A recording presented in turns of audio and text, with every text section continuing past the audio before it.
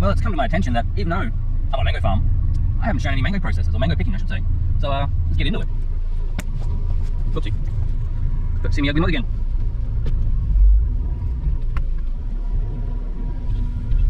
Now, I've got two types of mangoes on here. You've got the KPs, which are your Kensington Prides, which is pretty common. And then I have my R2E2s. No idea what the name actually stands for. Sounds like a bloody twist of Star Wars. But they're bigger, they're purple. When they're ripened, they're a beautiful orange colour. You'll see that once I get to a few down here, since there are a few that are ripe off the tree, ready to go. They have a lot longer of a shelf life. So these suckers can last, 2-3 weeks on the shelf, where the KPs might only last a few days. Here is your KPs. Not sure how well this is going to come up, but those are R2s. Again, beautiful mangoes. So let's get picking.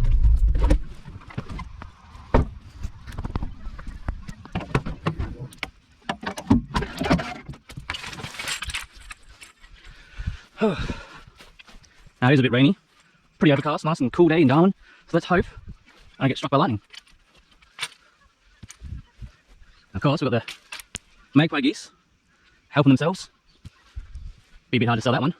So I'm looking for ones that are ripe or close to and decently sized.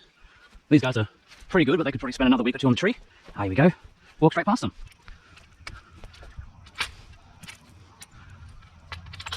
Oopsie. You didn't see that.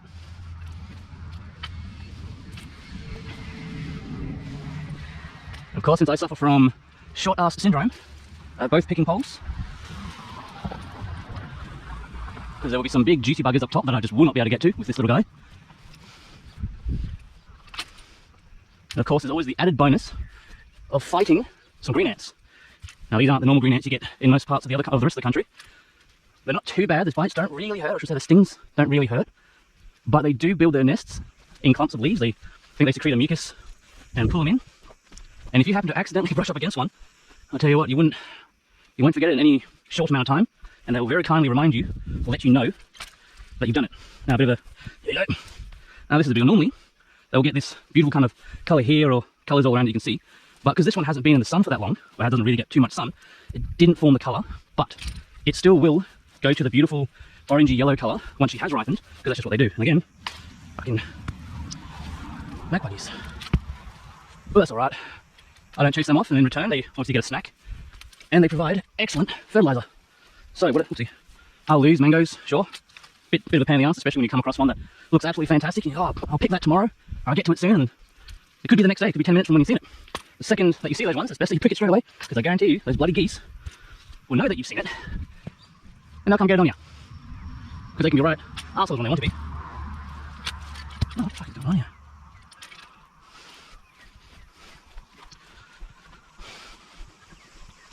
Alright, now I'm just going picking, dropping on the ground, and I will come back momentarily to pick them up, take them up to the house or to the shed, pull the stems off, desap them. Here we go. Now it's important to remember, you do not want to get mango sap on you, because it will give you 3rd-degree chemical burns. Now this is what I was talking about earlier. This one, you can probably eat right now, but as you can see the difference between colour, this one's still got a little while to go. Get off me. This one, edible right now. Now if I can hopefully get to it without being done, these are the green ants I was telling you about. Not too many on that one, well, pretty much nothing on that one compared to what you can get. But that's good for me. Oh, that's a big one.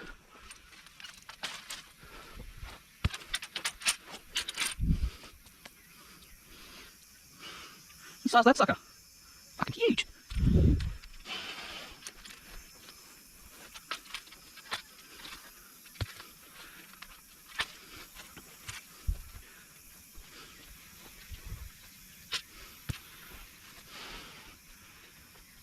Again, like I said, just trying to get the ones that are pretty closest to being ripe.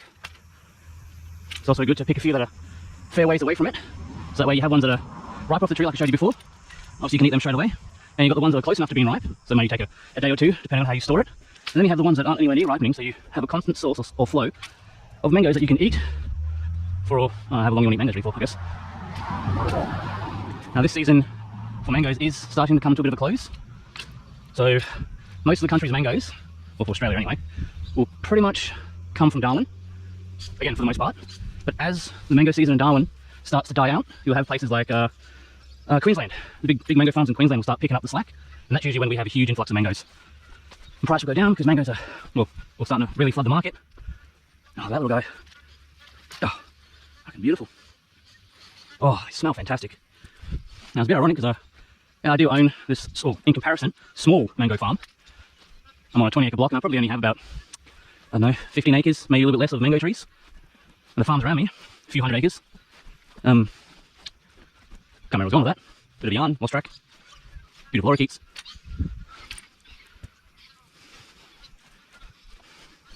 I'd also like to say that my farming methods are different to the farms around me, so I don't chase off my geese, even if they do cause a significant loss of mangoes. That's shit happens because again, they do provide some excellent fertilizer. They also help with bugs, keeping that under control a little bit. Then you have your green ants. Again, could spray, but I am going away from that kind of farm style because yes, true, it does get rid of green ants, does kill bugs, but for what I've noticed is that the green ants will eat the bugs that I do not want touching mangoes. But on the flip side of that, if I pick a mango without really paying attention to what I'm doing, I'm gonna get absolutely smacked with little buggers. But that is what it is. Prefer to do farming this way. I also have a ridiculous number of wallabies that like to come around and do their thing. But with those cheeky buggers, another one. With those cheeky buggers, they will always go, I'm not sure if you can see it there, the black irrigation line there. They'll smack the sprinkler heads because there'll always be a little bit of water. This is more predominantly, or pretty much only in dry season when we have close to 6 months of no rain whatsoever. So all the local wildlife is looking for a good drink and they will destroy the sprinkler heads to get to it. Now, you know, a few sprinkler heads here and there ain't that bad, whatever, but again, because I'm a smaller farm, I can deal with it a little bit easier. But if you've got a few hundred acres, maybe even close to a few thousand acres, and if a sprinkler head might only be 30 cents, maybe even up to $1, that will very, very quickly all add up. Especially if you're replacing, you know, a few thousand. Again, these big farms, I've only been to a few of them, it's heavy, so I don't know how many, I wouldn't even actually be able to guesstimate, but tens of thousands of sprinkler heads. And if you're doing that on a 30 cents a head, it's pretty cheap, I know, but again, it will add up. Will suck.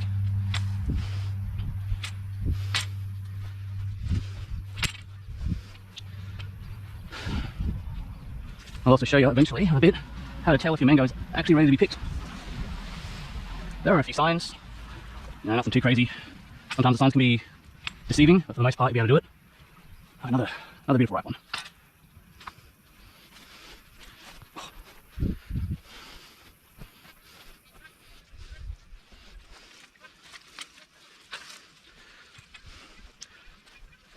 Now, I know there might be a few of you that are thinking, why am I picking the mangoes that are within arm's reach with a picking pole when I could, you know, quite easily just pick them with my hand? Well, that is because I do not want to break the stem to allow the sap to start running. 2 reasons, like I said before. Mango sap will give you 30-degree chemical burns. Actually, makes 3 reasons. Give you 30-degree chemical burns if you don't wash it off quick enough. That sucks by itself. Second is that the sap will damage the skin of the mango, therefore making it look a little bit less enticing, which a lot of people, oh, what the fuck was that? A lot of people just want that good-looking fruit, the fruit that, you know, not only does it smell delicious, it looks fantastic without blemishes, but you can get a mango with a few blemishes, it makes no difference in the flavour. The third reason why I do not want to get any sap on me is that if you get enough mango sap on you, you can actually develop an allergic reaction to mangoes. So to all the mango nuts out there, imagine, you know, not being able to have any more for the rest of your life. Or play Russian roulette with an EpiPen as a safety. But either way, it's something I do not want to risk. And again, since I do things differently on the farm, I can afford, I mean by spare the time, to do this my way. So what I'll do is, you know, pick these guys, load them up into little containers, take them up to the house, break off the stem. When I talk about breaking off, I'm going to break it off as close to the surface as possible. Second you do it, put it upside down. You let the sap run out itself. And what I've done is I've got an old bird cage that's been pulled down. So just so it's off the ground a little bit, because even if you do pick it, put it upside down with the stem or the top of the mango touching the ground or touching whatever surface, that mango sap is still going to touch it and it'll still burn it. So even just having it a few mil off the ground or off whatever surface you're resting it on is more than enough to get around that particular problem.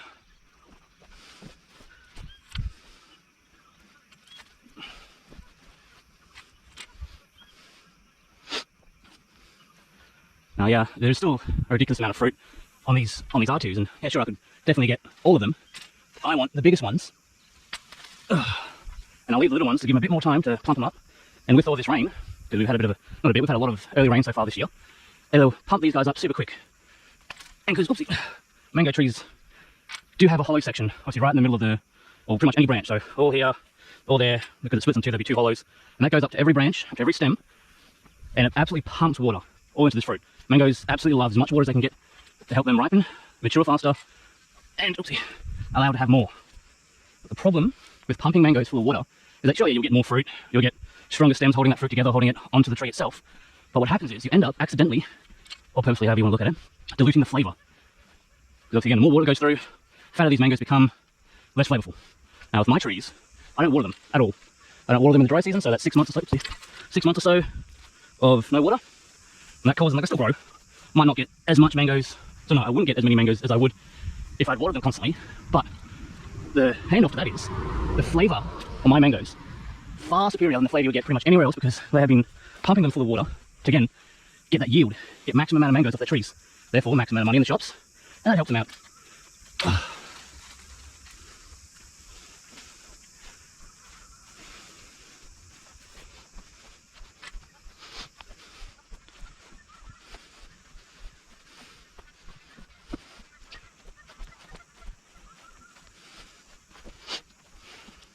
Unfortunately, my little cow friends are gone as well. They weren't my cows to begin with. They just helped with keeping the front of the property maintained with the grass. Because surely I could go out there for hours on end, you know, probably spend 2, 3, maybe 4 days constant mowing, 8 hours a day. And don't get me wrong, it makes the front of the property look schmicko, but I'd rather have the cows do it so that way I can focus on doing, well, anything else except mowing that spot. And now the wet season's starting to come through, all this is going to start growing ridiculously fast. So regardless of how much I do or do not enjoy mowing, I'm going to have to be spending a good considerable time on my mower getting all this under control. Stupid thing is though, I'll mow it, give it a week or two, maybe not even that long, and I'll have to mow again, and again, and again. I'll probably end up mowing this place maybe 6, 7, 8, 10 times throughout wet season, because everything just grows so bloody fast. Which in an agricultural sense is fantastic. But again, having to do it all multiple times is a bit of a pain. It feels expensive. That and I don't have a tractor. I might be able to borrow my neighbours, they're good people, so they usually let me borrow it. At the same time, I don't like borrowing it because if anything goes wrong with it, it means I have to pay to get someone else's fucking tractor fixed. Sometimes shit does happen. It breaks whilst you're using it. You won't do anything stupid, but it just happens. Well, that's the deal that goes. You break it, you fix it. Or at least pay to get it fixed. I prefer to be able to fix it myself if I could. For the most part, I can generally fix most things. I like to think I have a expert level of bush mechanics, but that only really works when it's mine, because that way I don't care. If it works, it works. If it's someone else's, I want to make sure it's done with the right stuff, right tools, right pieces. Sometimes that costs a bit too much. Hey, get off me. Again, just happened to brush up on this spot here, or here, and already got hit by about 3 or 4 bloody ants. And that was not even 3 seconds of contact, and I still got touched up by the buggers. Again, that's the price you pay. As you can see, these are the KPs I was telling you about. Kensington Prides, very popular, very nice. I believe they have a bit of a tangier flavour to them compared to the R2s. I feel like the R2s are a little bit sweeter. Everyone has different taste buds, different likes, blah blah blah. You know what I'm saying. Normally I would put these in a milk crate, but I have this, so I might as well use it.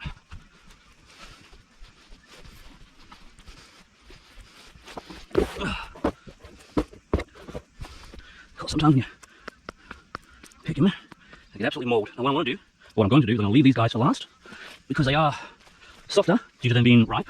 I do not want to squish or bruise, oh you bastard, squish or bruise them if I can avoid it. So, just means I've got to do an extra round of walking to make sure that I haven't missed anything. I just busted. See that stuff? Not sure how well it's going to come up on this, but that stuff there is what I'm talking about when it comes to the mango sap. So, if you get the chance to avoid the sap, take it. This is what I mean by these cheeky buggers here. And like I said, oh yeah, most farms will spray pesticides, insecticides and all that stuff to get rid of them, because they are a bit of a nuisance, they are a pain. And when you have people that are rolling through, picking as fast as they can, they're not really on the lookout for green ants. And there's nothing else, not very many things that will ruin your day quite like getting absolutely swarmed and molested by green ants. It's not the pain that does it, it's the sheer volume of bloody ants that can get on you in a matter of seconds.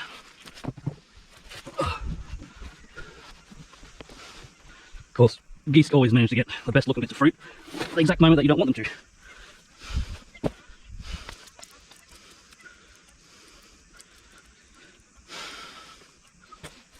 I will be taking a bit more time getting these green ants off, because I'd rather not have them run off in my car. Just a preference really. This is too ripe. Get off me.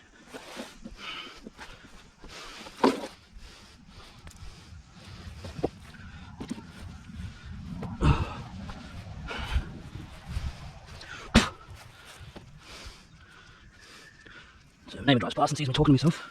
I'm sure the loony truck's gonna rock up.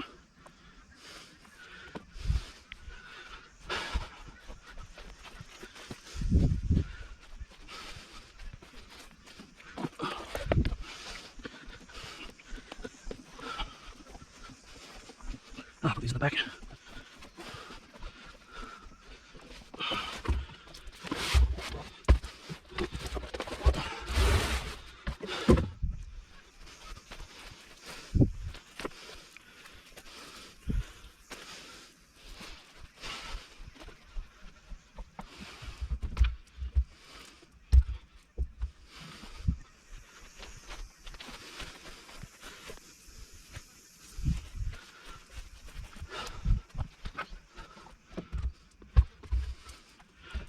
Of course, as much as I try, I still get bloody green ants. But shit happens. I'm sure I'll survive. But I don't eat too much anyway. And too ripe to put in the container right now.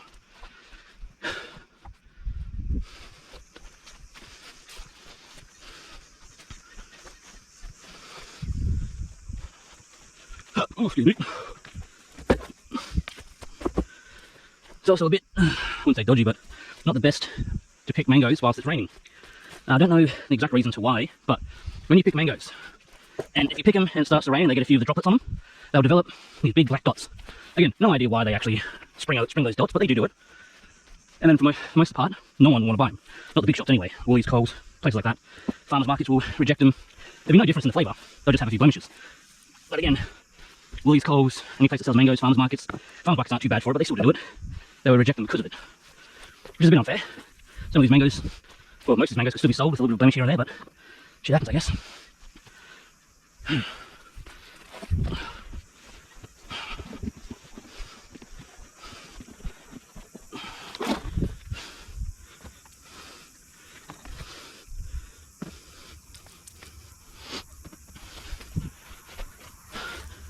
That's a big dirty bugger.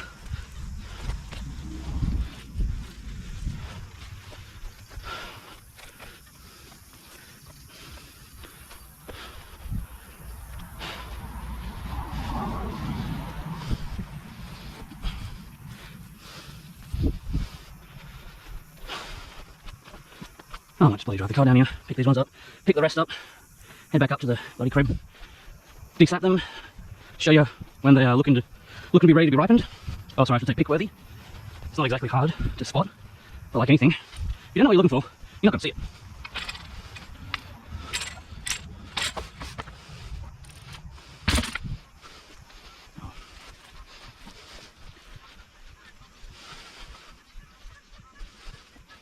Get away. See, something like that wouldn't be able to be sold at Woolies or Coles or a big bloody shop like that. Even most farmers markets will probably turn it down just because they want that picture perfect mango. Again, no difference in flavour, but not going to change anything. They just want that really visually appealing looking mango. Oh.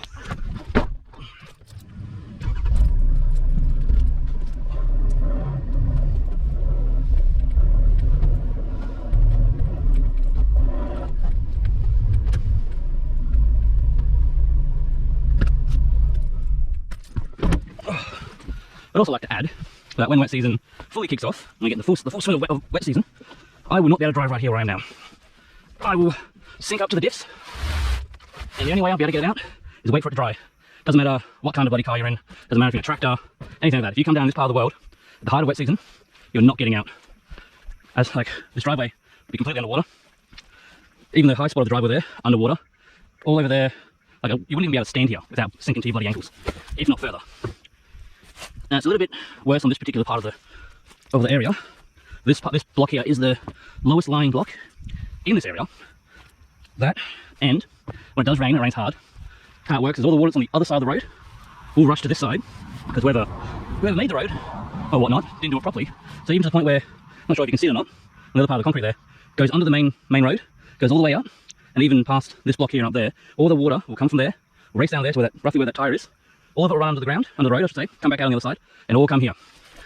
And like I said, I've had water maybe a foot deep here, which may not sound like much, but when you consider that this is relatively flat, that's a lot of fucking water. Maybe shit who you are. Even Aquaman said that's a lot of bloody water. And you'd be hard pressed to live around this area without having a decent, capable four-wheel drive. Would that be a bloody cruiser, that be a Patrol, Hilux, a Isuzu, fucking anything else like that. If it's capable, to a degree, you'll be fine at this way of the world. But if you're relying on your little hatch car to get you around or to save you at wet season, well then you're really up shit creek without a paddle because it's just not happening. Oh, I didn't realise I picked that. And that was a failure of a kick. Feel free to laugh.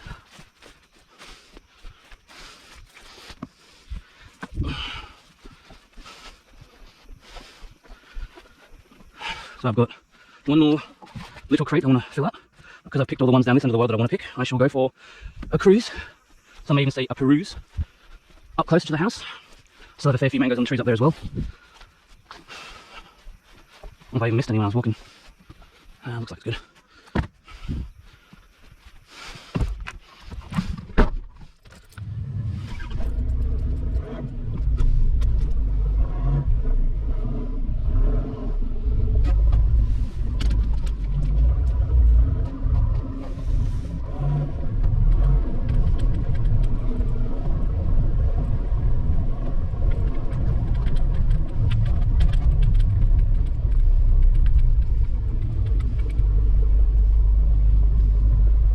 This spot looks like it should be good enough.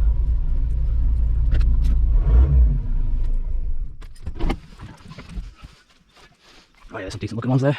And they're pretty low, so hopefully I can get away with my small pole.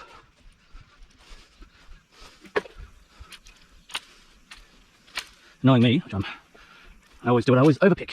So I'll go out with a certain idea of how many I want or how many things I want to fill up. No worries, I'll walk around, do what I need to do. I'll end up picking way more than I need.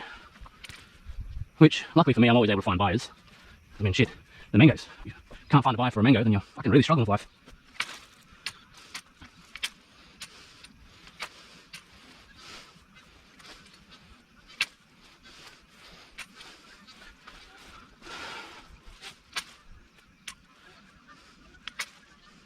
It just goes to show how important it is for sunlight to actually touch the fruit. Well, I'm not sure if you remember the ones at the front that I picked, how they were pretty much just green. 100% green, absolutely, they're stonkers, but they weren't touched by sunlight. But this guy here has had a decent amount of sunlight, and they naturally form these colours. See, the unripened ones are this nice light purple with a kind of dusky looking green on it.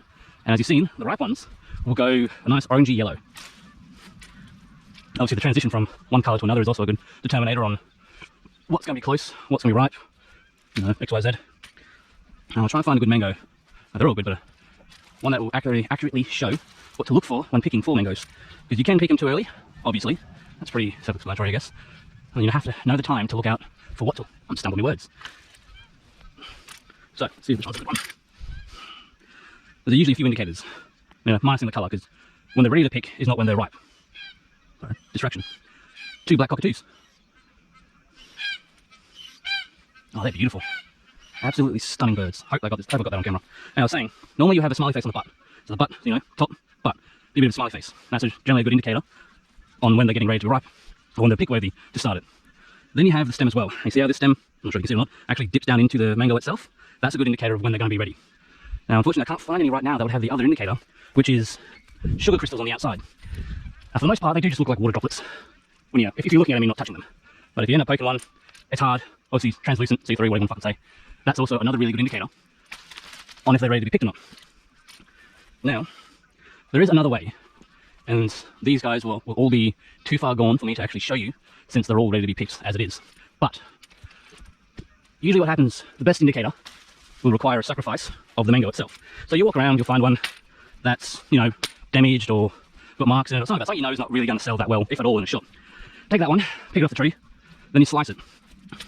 Now, you want to slice, you want to be able to get a good slice, so once again, got round here, it's still round, but it's a little bit squished up on either side. So you want to cut there and get this whole side piece off. Now what you're looking for when you do that is the colour. So they're usually called tiger stripes. So you have a section that is white and a section that is yellow. And like the name says, or it sounds, they look like tiger stripes. If you have more white than yellow, the mangoes need to stay on the tree a bit longer, they still have a bit more time to ripen up before you can pick them. But if you pick them and they have more yellow than white, obviously the reverse, kind of goes without saying, but I'm going to say anyway, that they're ready to be picked. The good thing with mangoes is if one's ready to be picked, most of them are ready to be picked. And that's also going off their size as well. Makes a bit of sense when you're looking at picking mangoes, and you've got ones the size of bloody small basketballs or big tennis balls or whatever you want to fucking compare them to. Generally they're going to be the first ones to be picked. You have your smaller ones that will eventually catch up to the bigger ones, but only once the big ones have been picked. Because also it makes more sense. If you have big ones take up more nutrients, take up more water, X, Y, Z, cut them off. Obviously those nutrients, those minerals, everything that the mango's going to need will be redirected to the small ones. Alright, I'm sure you can see it. We've got that right there. Your sugar crystals on the outside of the mango. Which is a good indicator, like I said before, that they're ready to be picked. I'll see if I can find a mango to cut open and show you what I meant from before about the tiger stripes and all that jazz. There you go, nice little haul, not too many. Not sure if YouTube's gonna have a hissy fit if I show the knife, but just in case, I won't. Now, let's see. You know, I'm gonna try and find one that's damaged, because even though I still have a lot of mangoes, I don't really want to waste a good mango. You know what? That one's fucked, okay. You know, obviously it's got that mark, so that's not gonna be sold. So what I'm gonna do is, again, YouTube's probably gonna have a hissy fit about me using the knife, but whatever. Alright, it's also good to do it in the shade, easy to see the colours. Not sure if it's gonna make a difference here or not. But you should see, this part here is nice and yellow, and this part here is a little bit whiter. Same on this piece here. Big yellow streaks right there, a little bit of yellow there and there. The rest is a bit white. That's what you want to look for. You want to see the ratio between white and here and yellow. If you have more yellow, like I said before, you're good to go. Mangoes are ready to be picked. Alright. Go up to the house and start de-scraping them. So, I'll see you up there.